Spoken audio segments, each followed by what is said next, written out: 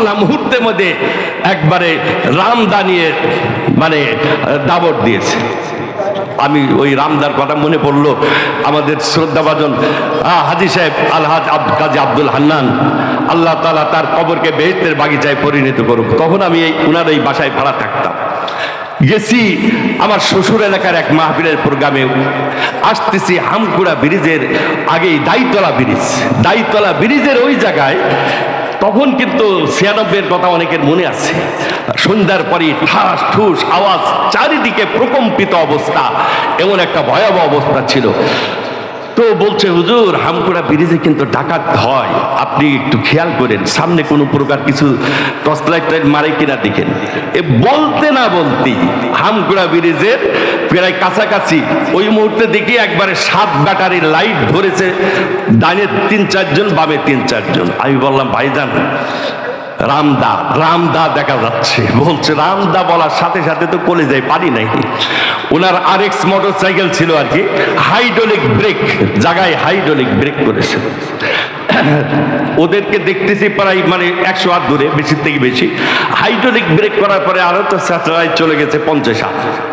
ইতিমধ্যে গাড়ি ঘোরাবে, লাভ দিয়ে এসে পড়েছে। একজন তো ধরেছে আমার গলায়, এক রামদা, আর একটা ওনার গলায়। আমি তো জীবনে কোনোদিন দেখিনি।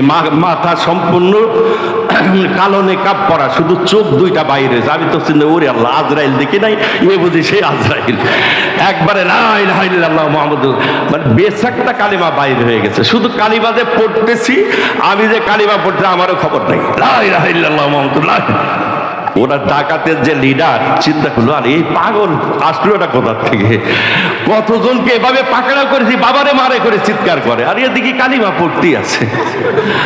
হাজী সাহেব সেইবারে পরিচয় দিল যে দেখেন, দড়াটানা মাছের মুহাদ্দিস আমার মসজিদের ইমাম। কথা বলতেছে তো ওনার মুখে তো মোটামুটি জড়তা, এবারে দড়াটানা বলতে যে দড়াটানা 10 বার দ উচ্চারণ করা লেগেছে।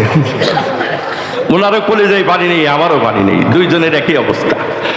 তো শুধু শুনলো, আল্লাহ, আমার ওই দিন বুঝে আসলো যে আসলে যে যত প্রকারেরই হোক, যত দুষ্কৃতি হোক, ওলামাদের ইজ্জত সম্মান আল্লাহ দিয়েছে, এর মধ্যে কোনো সন্দেহ নাই। কি বলেন, ঠিক কিনা? আমার ভাইয়েরা, ডাকাতের লিডার এসে শুধু আমার মুখে কয়েকবার লাইট মারলো। লাইট মেরে বলছে, হুজুরদের ছেড়ে দে। বলার সাথে সাথেই মোটামুটি কালিমা বন্ধ হয়ে গেছে। তখন আর কালিমা, পকেটে হাত দিয়ে দিকে মাশাআল্লাহ হাদিয়া যা দিয়েছে পকেটে আছে। তো চিন্তা করলাম, এত মানে উপকার করলো, এত বড় উপকার দেখি 10-12 জনকে আম গাছে বেঁধে রেখেছে।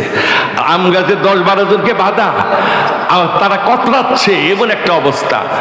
চিন্তা করলাম, এত দয়া করলো। পকেটে যা ছিল, মোটা মোবাইল তো তখন আবিষ্কার হয়ও নাই আর কি, টাকাগুলি নিয়ে লিডারের হাতে বললাম, ভাইজান চা খাইন, চার জন্য হাদিয়া দিলাম। বলছে, হুজুর হাদিয়া লাগবে না, দোয়া করেন, একটু দোয়া করলেই হবে।